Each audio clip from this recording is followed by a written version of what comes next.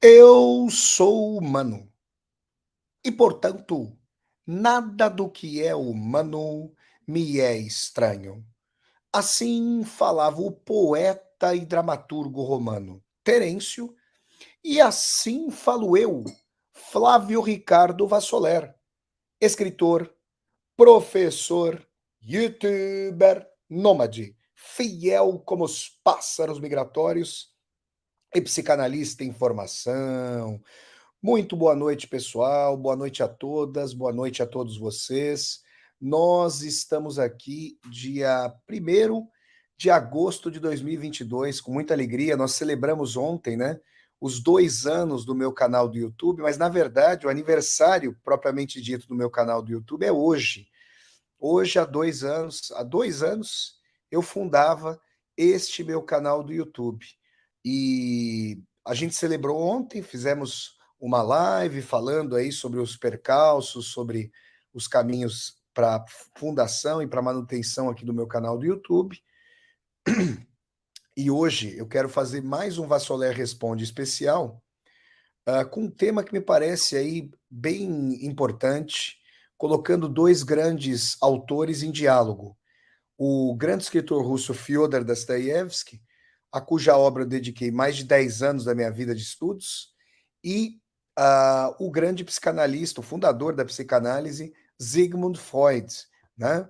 E eu gostaria de trazer algumas aproximações, eu não vou exaurir, obviamente, o tema, mas eu gostaria de trazer algumas aproximações em relação a Deus. O que num diálogo entre Dostoiévski e Freud, o que ambos diriam sobre Deus. Esse é o tema do Vassoler Responde de hoje. Quero pedir a todas e a todos vocês que, por favor, deem um like aqui no vídeo, curtam o vídeo, disseminem esse vídeo pelas redes sociais, para que nós possamos chegar cada vez mais e mais pessoas, tá bom, gente?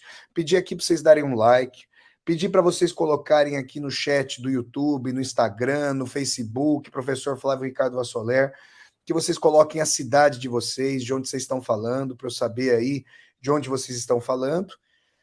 E quero dizer aqui a vocês que vocês podem fazer um super sticker, um super chat, né? Vocês podem contribuir financeiramente para o canal. Aqui embaixo desse vídeo tem um botão chamado Valeu. Vocês podem clicar no Valeu. Se você estiver assistindo a esse Vassoler Responde já gravado, você pode fazer uma contribuição clicando na tecla Valeu, tá bom? Bom, gente, vamos lá.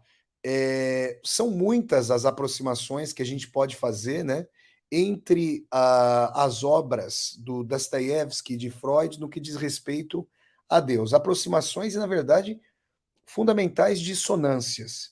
Eu vou fazer uma síntese aqui desse aspecto para o Dostoiévski e para o Freud, e quero dizer que eu já ministrei, inclusive, um curso pelo Zoom sobre Dostoiévski e Freud. Então, quem tiver interesse em se aprofundar nessa questão, pode deixar uma mensagem aqui embaixo desse vídeo. Soler, tem interesse no seu curso sobre Dostoiévski e Freud? E aí eu vou dizer para você como é que você faz para se inscrever. E ao final desse vídeo, inclusive, eu vou convidar você para um outro curso, cujas inscrições já estão abertas, um curso sobre o romance O Evangelho segundo Jesus Cristo do Saramago. As vagas quase todas já foram embora. As inscrições se abriram hoje e, felizmente, quase todas as vagas já foram embora. Mas daqui a pouco eu converso com vocês sobre isso. Antes, eu quero dizer que vocês vêm aqui atrás de mim um local que, para todas e todos que adoramos Dostoiévski, é como se fosse um santuário, um local de peregrinação. Atrás de mim vocês veem a sala, o escritório, a sala de trabalho de Dostoiévski, que fica no Museu Casa de Dostoiévski, em São Petersburgo, onde o mestre escreveu nada mais, nada menos que o romance Os Irmãos Karamazov. Essa é a sua mesa de trabalho. E vocês veem aqui à direita da foto o relógio, né, apontando a hora em que o Dostoiévski morreu e o dia, 28 de janeiro de 1881. Tá bom? Então é um local aqui, tão logo seja possível ir à Rússia, vocês podem ter certeza que eu voltarei para Rossiyskaya Federacia para mostrar a vocês aí o Museu Casa Dostoiévski, não só em São Petersburgo, como em Moscou. Bom, para Dostoiévski, que tinha a existência ou inexistência de Deus como a grande questão de sua vida e de sua obra, Deus, em síntese, né? Eu já ministrei vários cursos sobre Dostoiévski, falei muitas vezes sobre isso. Recomendo, para quem quiser uma introdução, antes de chegar aos meus cursos, uma aula aqui no meu canal do YouTube chamada Introdução à Filosofia da História em Dostoiévski, e também outra aula chamada Se Deus Não Existe, Tudo é Permitido. São duas aulas que eu já ministrei, que estão na playlist Aulas ao Vivo com Vassoler, tá bom? Eu quero dizer para vocês o seguinte: para Dostoiévski, Deus, basicamente, em termos essenciais, basilares, tem dois aspectos. De um lado, aquele que traz, aquela entidade que traz a salvaguarda dos valores morais, ético-morais. A base transcendental, portanto, irrevogável, não passível de historicidade, ou seja, por mais que os valores morais se alterem, digamos, a regra de ouro, aquilo que funda a convivência em sociedade, que seria não faça ao próximo aquilo que você não gostaria que fosse feito para você, aquilo que você faça para o próximo aquilo que você gostaria que fosse feito para você, uma dimensão de reciprocidade, para o Dostoiévski estaria ancorado em Deus. E mais, uma dimensão de sentido e justiça para a vida. Aí vocês vão perguntar, como assim, Vassoler? Eu vou dar exemplos extraídos da obra de Dostoiévski e reflexões da vida.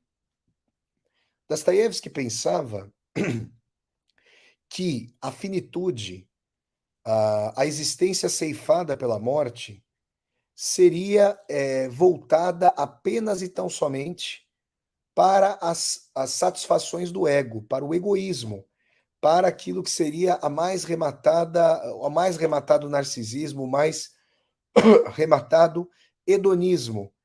Esse é o pensamento de Dostoiévski sobre a finitude. Por quê? Ora, se a vida vai ser ceifada, nós não sabemos quando, nós não sabemos onde, por que refrear as nossas vontades em face de qualquer tipo de barreira? Talvez as pessoas pudessem dizer assim: ah, porque a gente vive em sociedade, ah, porque existe a lei, ah, porque existe a repressão. Dostoiévski diria: esse é um raciocínio daqueles que não perceberam que, e aí são as vozes nihilistas de Dostoiévski, como por exemplo Kirillov de Os Demônios, que não acreditava em Deus, que era um grande ateu.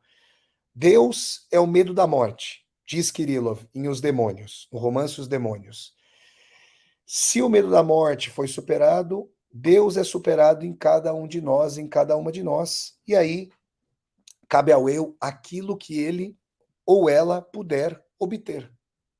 Mas Vassoler, isso esgarçaria, destronaria, desancaria, estilhaçaria a vida em sociedade. Bom, é boa parte do que a gente vê acontecendo hoje.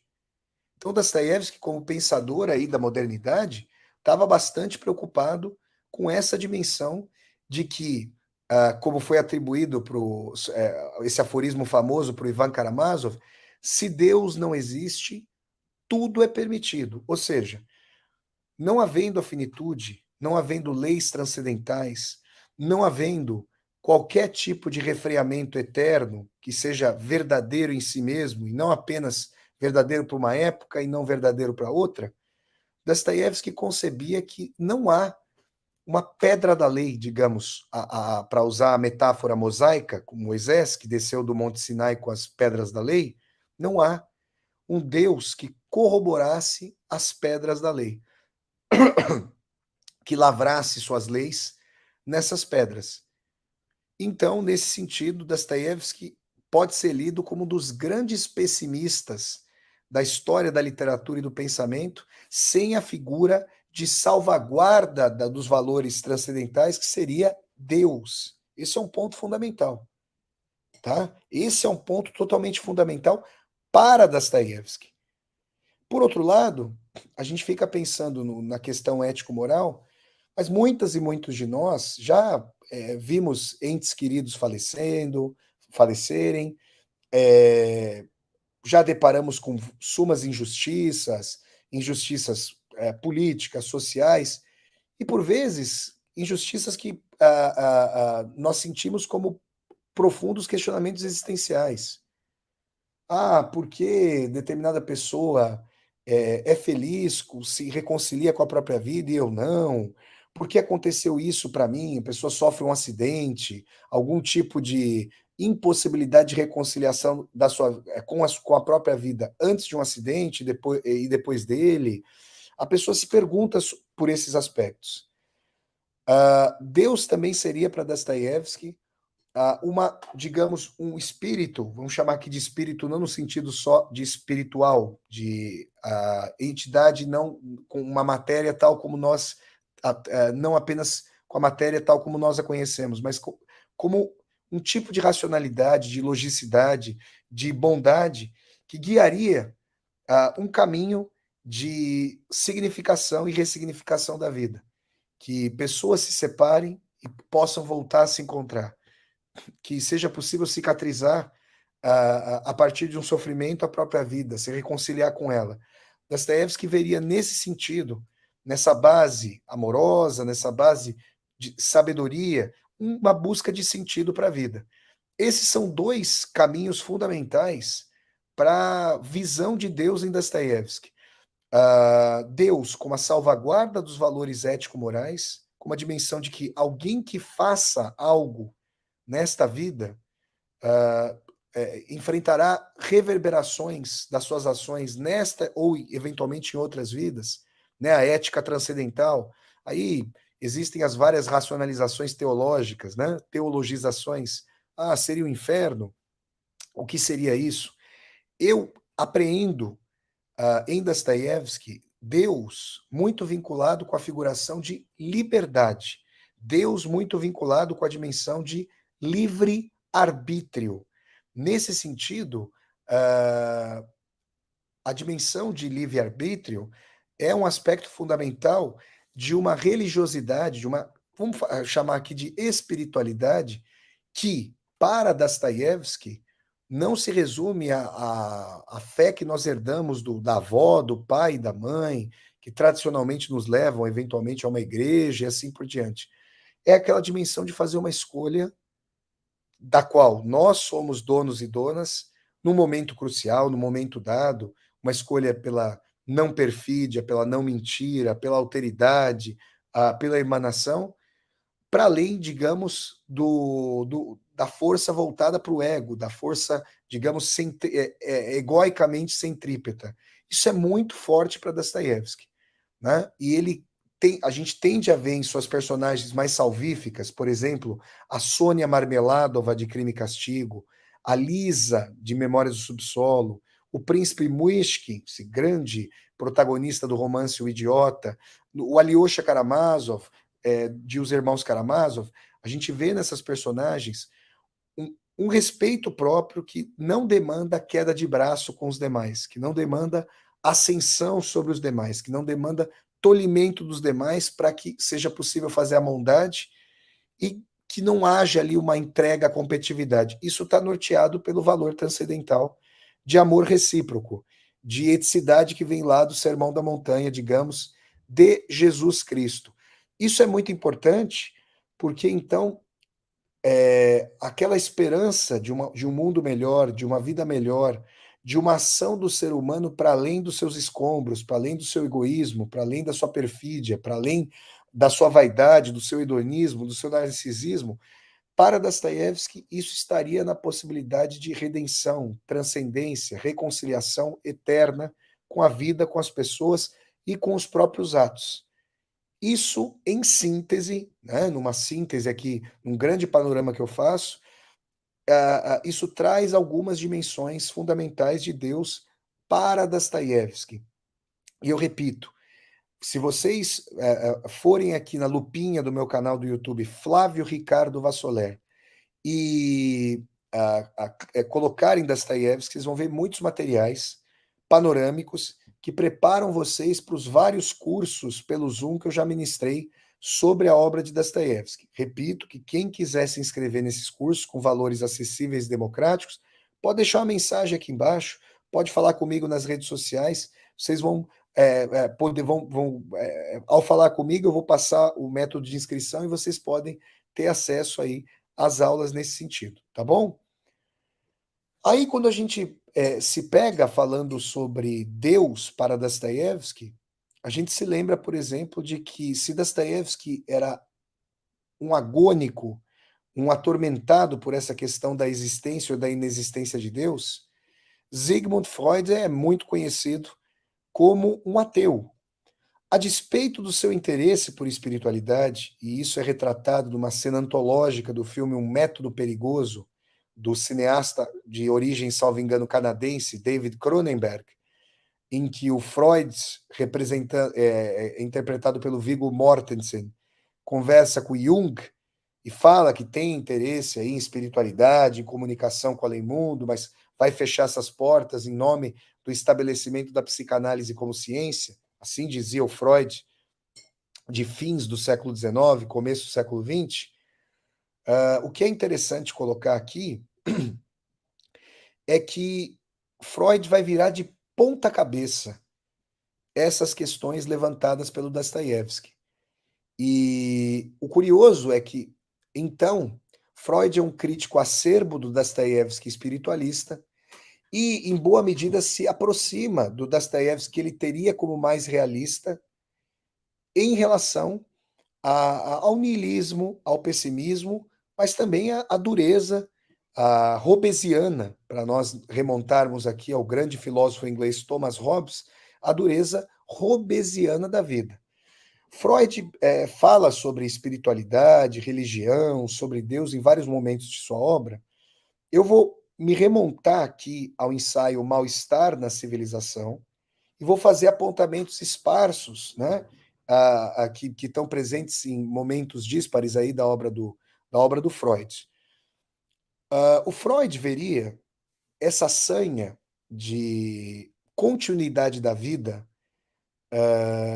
que existe, digamos, no judaico-cristianismo, como uma projeção narcísico-infantilizada, justamente daquele período em que, para a criança, se o mundo ainda é a extensão do útero, vocês vão, todo mundo aqui passou por esse período, todo mundo que está assistindo a esse vídeo ao vivo, de forma gravada, passou por uma situação em que o mundo, primeiramente, foi extensão do corpo da mãe, dentro do útero, e depois, até que nós descobríssemos que não o era, chorávamos, fazíamos gestuais, gritávamos para que fôssemos atendidas e atendidos.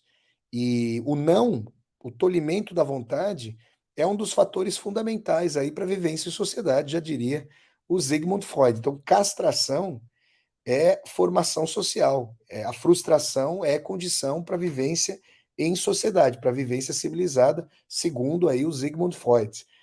Agora, a projeção de uma vida além mundo para o Freud é essa vontade de perpetuação narcísica, é uma não aceitação do princípio de realidade, é uma não aceitação de que a vida propende para a morte. Essa é uma das colocações mais icônicas do Freud tardio, assim chamado Freud da segunda tópica, que vai escrever Para Além do Princípio do Prazer no início da década de 1920, portanto, há um século. Freud estava escrevendo sobre a pulsão de morte. Se a gente for pensar, de acordo com os parâmetros do Freud, e a partir dos parâmetros do Freud, realmente a vida, ele sendo um ateu e acreditando na finitude da vida, a vida propende para a morte. Por mais que nós queiramos viver, a nossa vida em algum momento vai desaguar no Hades, no reino dos mortos, né? Nós vamos passar ali, o barqueiro nos vai levar para o reino dos mortos. Nesse sentido, existe um narcisismo infantilizado. Uma primeira aproximação. Outra aproximação freudiana em relação à dimensão da espiritualidade, da continuidade da vida e de Deus, é uma dimensão também infantilizada de um período em que, em face das intempéries do mundo, em face das dores enormes que o mundo nos traz, em face da dimensão de que muitas vezes é a injustiça, infelizmente, que estabelece a dinâmica da vida, a vontade de um Deus Pai, ou Deus Mãe, como vocês queiram, de uma entidade maior, que traria salvaguarda para nós, isso seria para Freud uma vontade infantil de proteção paterna. Proteção que um dia vai acabar, porque todos e todos nós ficaremos órfãos em algum momento, né?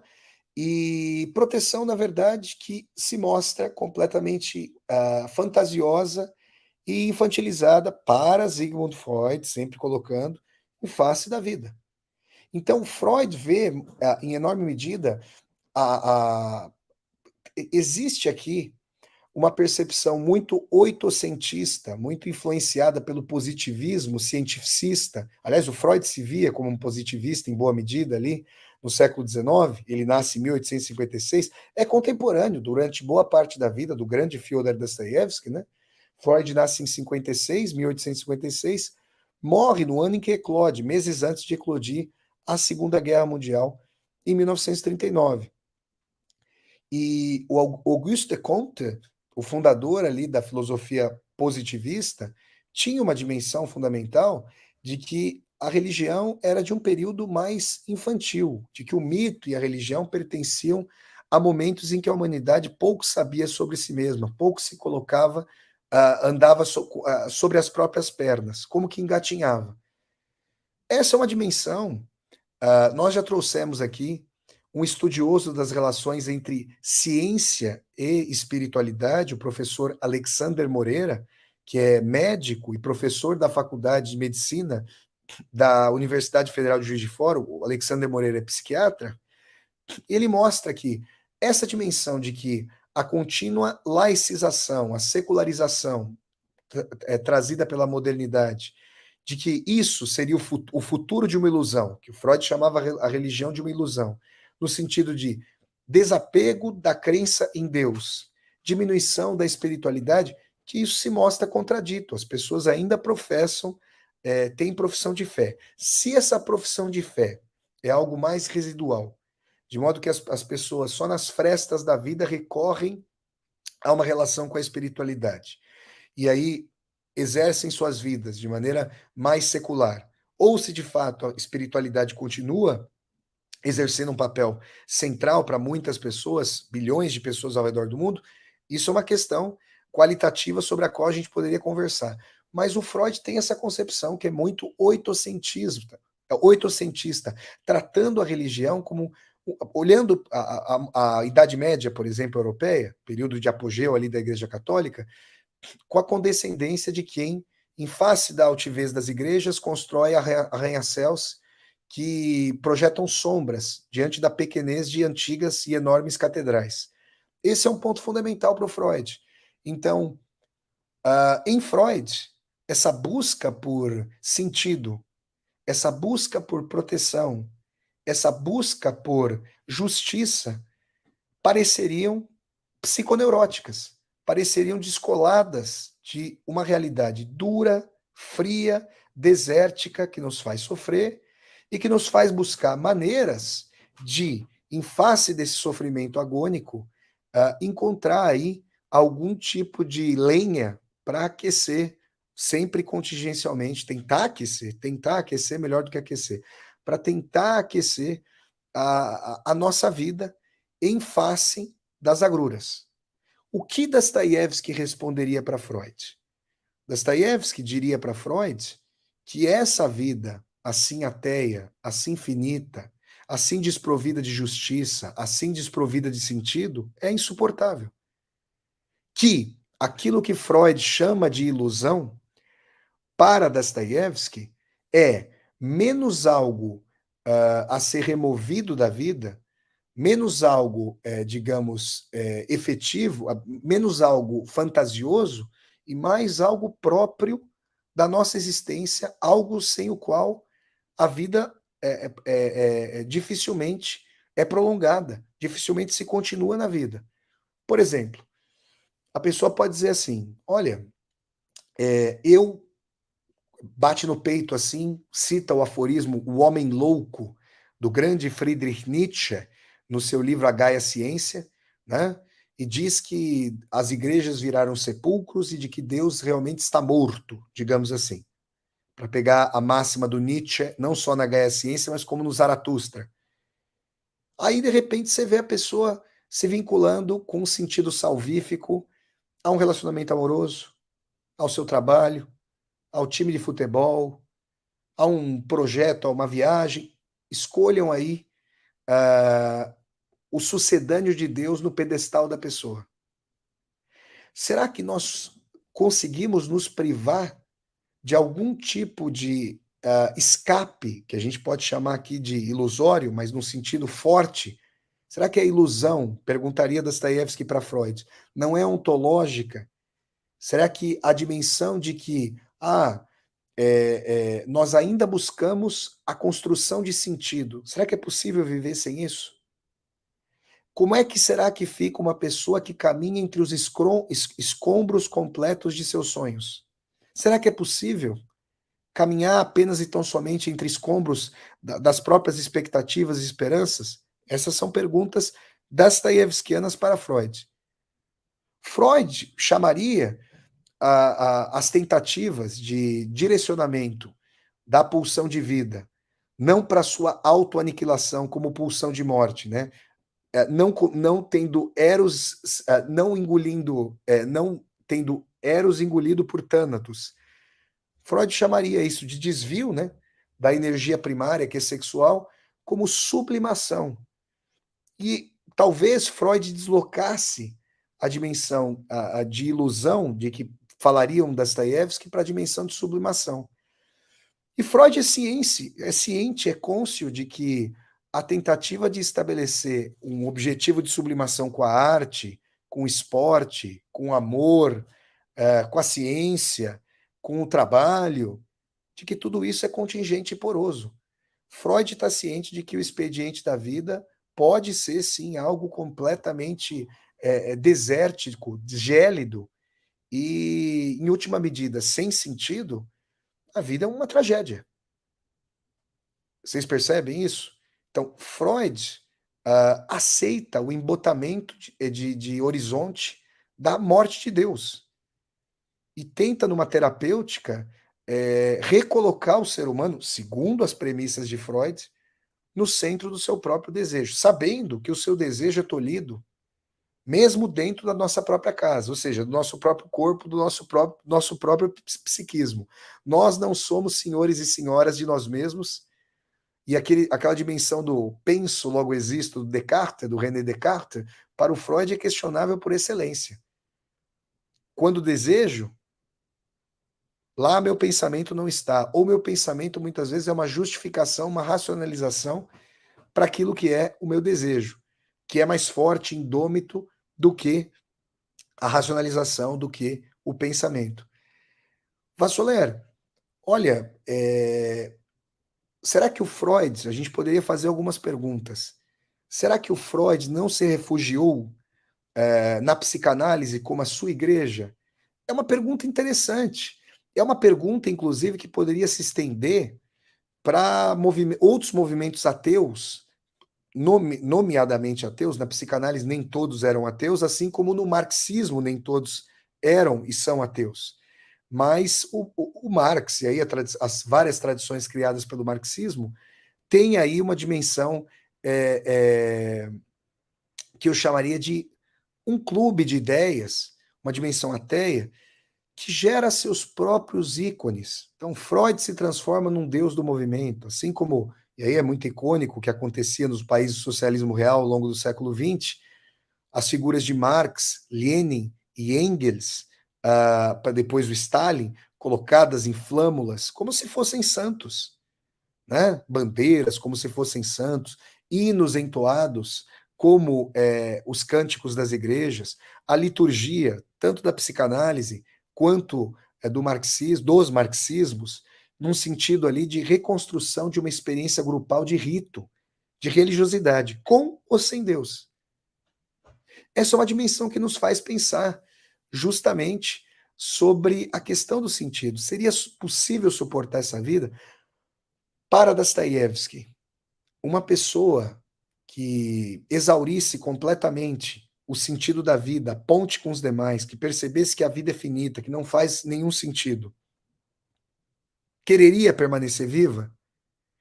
Quem leu o conto O Sonho de um Homem Ridículo, do Dostoiévski, sabe que o Dostoiévski responde que não, num primeiro momento, que o homem ridículo decide se matar, justamente por perceber que isso aqui era uma sensaboria completa.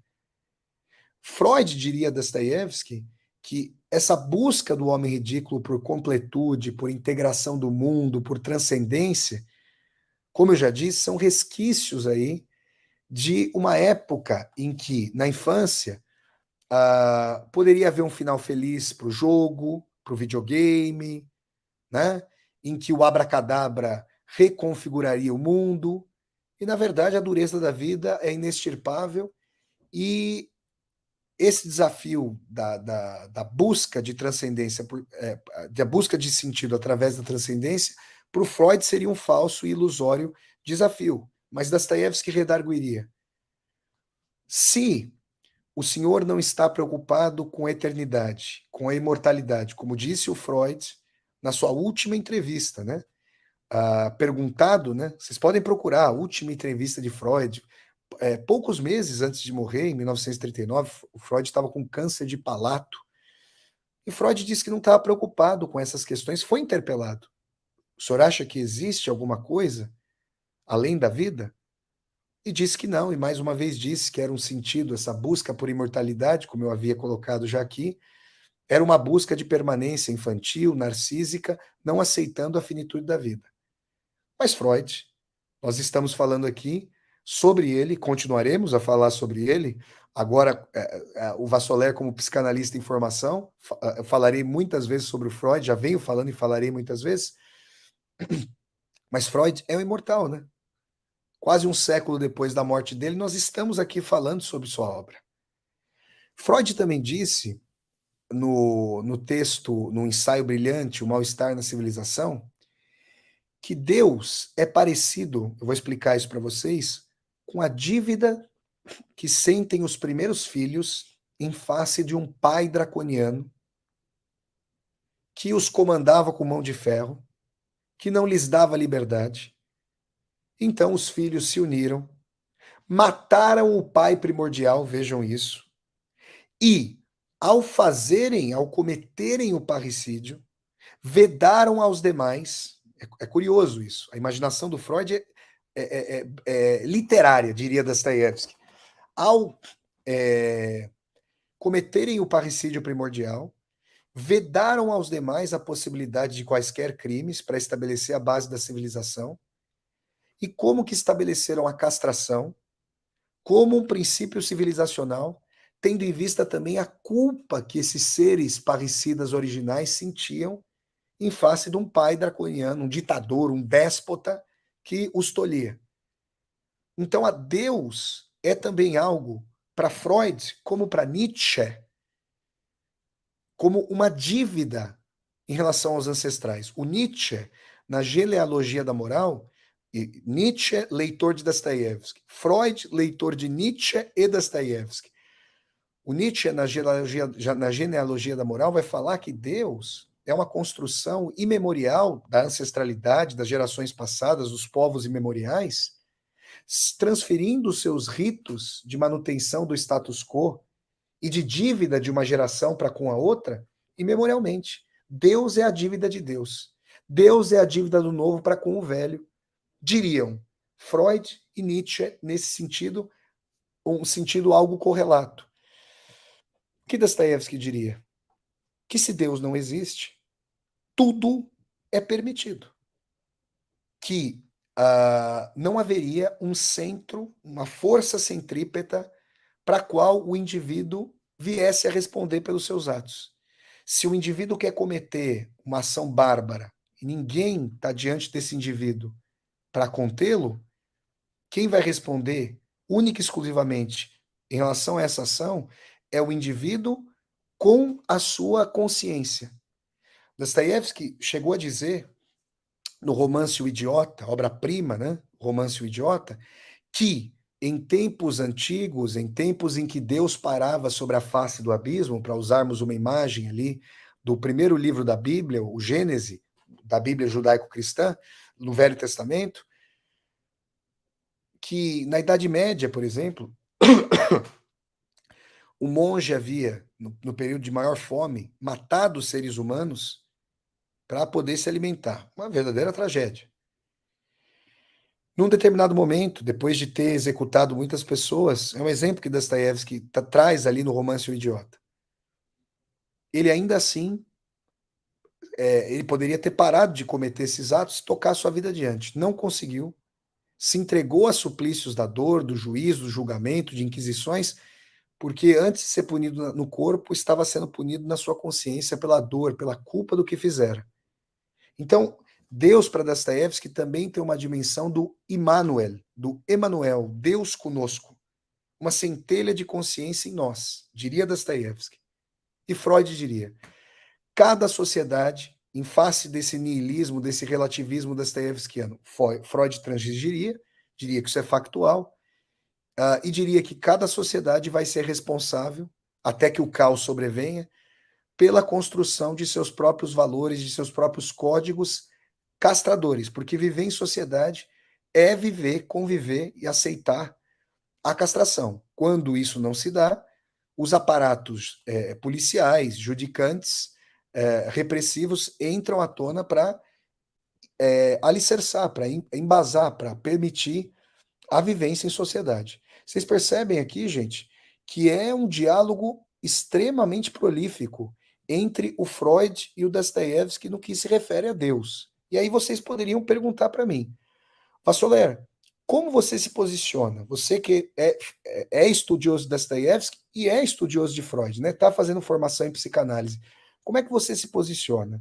Bom, antes de mais nada, retomando pontos que eu já mencionei várias vezes aqui no meu canal do YouTube, eu não tenho a certeza ateia do Freud. Eu já disse aqui que o ateísmo, para mim, parece uma religião. Se a ciência ainda não conhece o universo como um todo, como é possível postular que não existe qualquer tipo de inteligência ou de inteligências? Deus ou deusa ou deuses dotando o cosmos, o universo de sentido. Como é possível dizer que não há vida após a morte? Eu estou aqui, eu estou fazendo esse Vassoler Responde com o meu computador, né? Aqui no meu YouTube. E aqui no desktop, né, eu tenho o livro do meu amigo, o professor Alexander Moreira.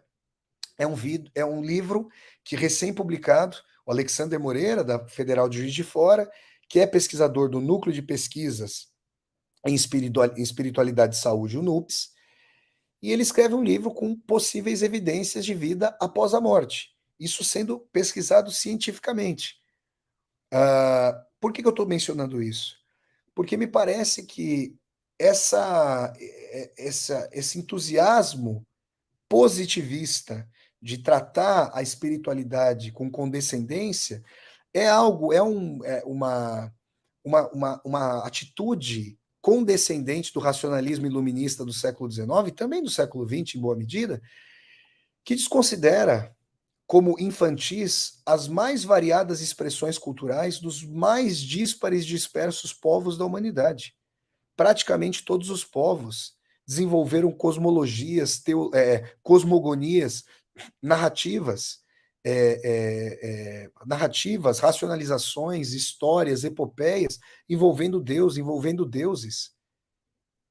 Isso por si só prova a existência de Deus ou prova a vida após a morte? Não.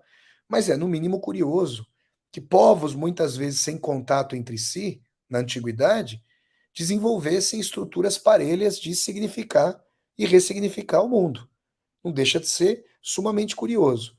Isso colocado, o Jung, que é primeiramente um aluno, um discípulo, vamos chamar assim, do Freud, depois vai seguir o seu próprio caminho com a psicologia analítica, o Jung vai traçar um caminho, vai para uma seara, uma senda, uma estrada que vai se abrir para essas manifestações do inconsciente em entreface com a espiritualidade. O Freud não, ele vai nesse sentido. Então, Freud chamaria as questões, Freud como Nietzsche, ambos chamariam as questões dostoiévskianas que me parecem fundamentais, centrais para a vida, de uma metafísica para eles, superada pela história. Ou seja, essas questões não fazem mais sentido.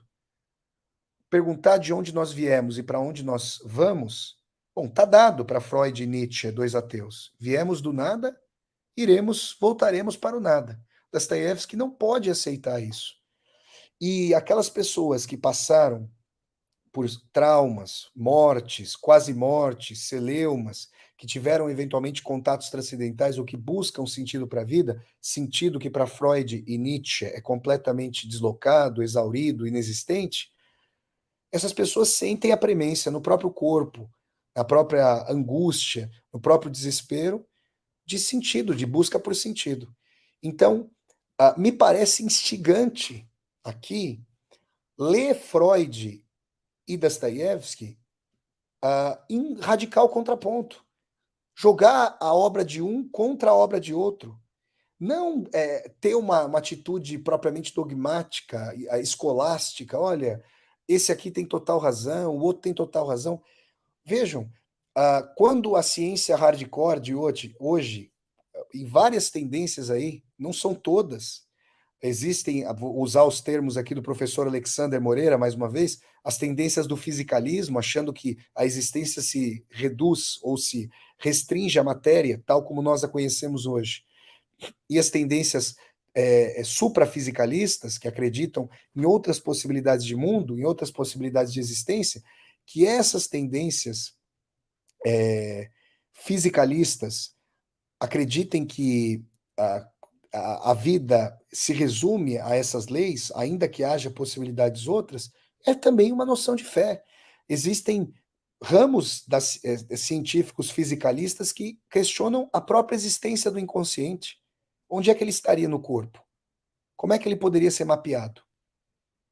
É uma questão de um materialismo, a meu ver, empobrecedor, porque existem várias dimensões do imaginário, do simbólico, do fantasioso. Uma vez eu vi uma foto do saudoso Antônio Abujanra, ele estava segurando uma placa, eu até escrevi um texto com esse título, o que seria da existência, o que seria da existência sem as coisas que não existem? Então esse é um ponto aqui fundamental para nós. Por outro lado, não é porque Dostoiévski ansiava pela existência de Deus, ansiava pela existência da vida após a morte, ansiava pela existência de um sentido para a vida, de amor, de justiça, que essas coisas existem. Não é porque você tem fé em algo que essa fé por si só garante a existência daquilo, daquele, daquela em quem alguém tem fé. Isso é desesperador. Isso é angustiante. Não é à toa, né, que o grande Søren, eu ouvi um dinamarquês no aeroporto, estava voltando de Londres aqui para Portugal, e eu ouvi um dinamarquês, ele me ensinou como é que se pronuncia, se eu bem me lembro, Søren Kierkegaard é o nome do filósofo dinamarquês, não é à toa que ele falava do salto da razão para chegar até a fé que na modernidade é angustiada e é angustiante para o Kierkegaard. Mas existe, mesmo, por exemplo, em tendências espiritualistas que querem fazer uma aproximação, uma conciliação entre fé e razão, como o espiritismo, né? Uma tendência pela qual eu tenho bastante simpatia, diga-se de passagem, além das tradições reencarnacionistas, existe um índice de fé. Porque se a existência dos espíritos não é cabalmente comprovada, e se a vida após a morte não é cabalmente comprovada, existe também um índice de fé. Pesquisadores, como o Alexander Moreira, acreditam, né, que existe uma racionalidade expandida que a ciência apenas e tão somente ainda não comprovou até o fim, mas que poderá fazê-lo. E tem um índice de crença aí. Tem uma dimensão de vinculação também com a atividade da fé. Isso é muito interessante. Então, trago aqui essas dimensões para vocês. Isso transpassa a obra de Dostoiévski.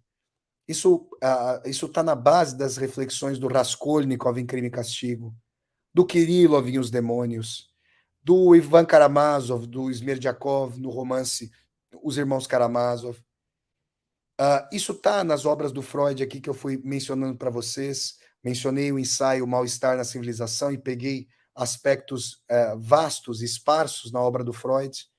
E quero dizer que essa construção aí está na base das reflexões que nós podemos fazer sobre Deus nas obras de Dostoiévski e Freud. Digo a vocês o seguinte, antes de fazer um convite para vocês, eu deixo para vocês aqui a dimensão de que eu já ministrei um curso em que eu aprofundei esses vários aspectos que estão sendo tratados aqui nesse Vassoler Responde de maneira panorâmica. Eu já ministrei um curso sobre Dostoiévski e Freud, com valor acessível. Quem tiver interesse em ter acesso às aulas desse curso, deixa uma mensagem aqui embaixo desse vídeo. Venha falar comigo aqui no meu canal do YouTube, nas redes sociais, porque eu explico como é que vocês podem fazer para se inscrever e ter acesso às aulas. Por falar num grande autor, que dialoga, que reflete sobre Deus, e aí tem aí uma dimensão que nós podemos chamar de ateia, mais uma vez, eu quero agora convidar vocês, vou deixar aqui, peraí, link para inscrição no curso sobre Saramago. Olha aqui, vou deixar para vocês. Deixa eu colocar aqui para vocês agora, vamos lá. Vamos lá, gente, estou pegando aqui para compartilhar com vocês, vamos lá. Deixa eu só pegar um minutinho aqui. Agora estou fazendo tudo ao vivo, hein, gente? Vamos lá. Olha o que vocês estão vendo aqui. Eu estou colocando na tela agora para vocês. Olhem só. Essa tela da plataforma Eventbrite. Por quê? Porque estão abertas as inscrições para o curso que eu vou ministrar sobre essa que para mim é a maior obra do grande escritor português José Saramago, que é o romance, um curso sobre o romance O Evangelho segundo Jesus Cristo. Saramago, nesse livro, gente, escreve uma história de Jesus não como Cristo, o Salvador, e não como Messias, o ungido, digamos. Messias, o Salvador, o Redentor, Cristo ungido, né? Que são, digamos, apodos, apelidos, apelidos no sentido de atribuições que Jesus recebeu, filho do carpinteiro José e da dona de casa Maria, atribuições que Jesus recebeu ao longo de sua vida, nomeadamente dos 30 aos 33 anos, que foi ali a sua vida de pregação. Saramago escreve, para além de Lucas, Mateus, João e Marcos, os evangelistas canônicos, uma história de Jesus Cristo, né, como um ser humano. Então é interessante que eu convide vocês para esse curso que eu vou ministrar sobre o Evangelho segundo Jesus Cristo, para que nós pensemos Freud e Dostoiévski conjuminados na figura de Jesus como ser humano. Para Saramago, que era ateu, não propriamente como um Deus. E ele tem muito respeito aqui pela figura de Jesus Cristo, não existe nenhum tipo de pilhéria, pelo contrário, é uma obra muito muito adensada, de reflexão profunda sobre aspectos teológico-históricos. Esse curso, gente, ele está com as vagas quase no fim. É com alegria que eu falo isso. Por quê?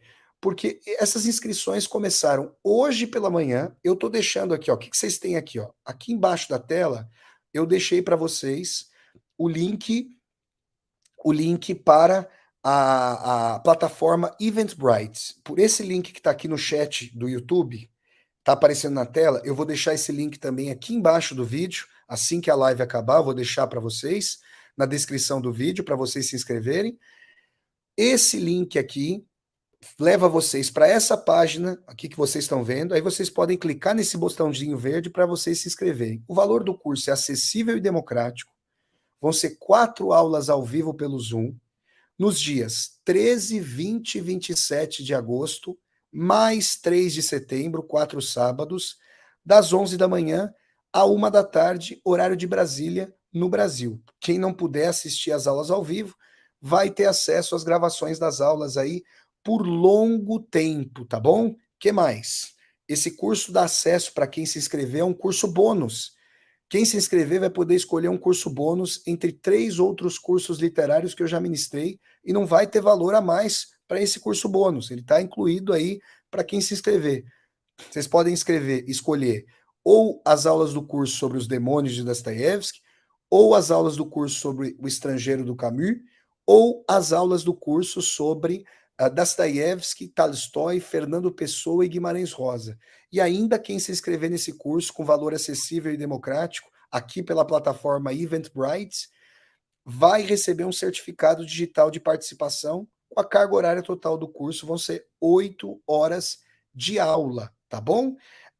Aqui na Eventbrite, vocês podem se inscrever pelo cartão de crédito, à vista ou de forma parcelada, quem precisar parcelar tá aí, ou pagando pelo boleto bancário, para eventualmente quem não quer se inscrever com cartão de crédito ou não usa cartão de crédito. Então tá aqui a dica, gente. Olha, neste momento, nós já chegamos a 80% das vagas já repletas para esse curso. Gente, é só o primeiro dia, mas nós já chegamos, felizmente, a 80% das vagas. Então, se você quer garantir a sua vaga, se você quer participar desse curso, a minha sugestão, justamente, é que você seja célere. Aí depois o pessoal chega para mim, eu sempre falo isso, o pessoal chega para mim e fala assim, ó, exatamente, eu acabei de olhar aqui na Eventbrite, 80% das vagas já foram.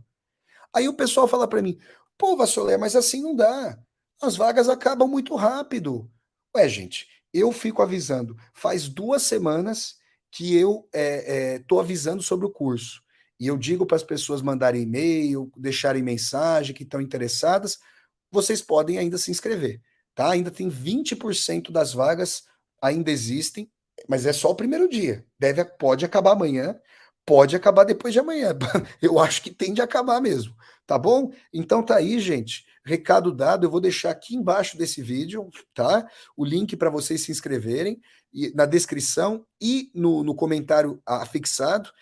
E vocês podem se inscrever, eu vou ficar muito feliz em receber vocês nesse curso. Segundo sobre Saramago esse ano, vale frisar que esse é o ano do centenário de nascimento do Saramago, né? O Saramago nasceu em 1922, tá bom, gente? Então, muito obrigado, ó.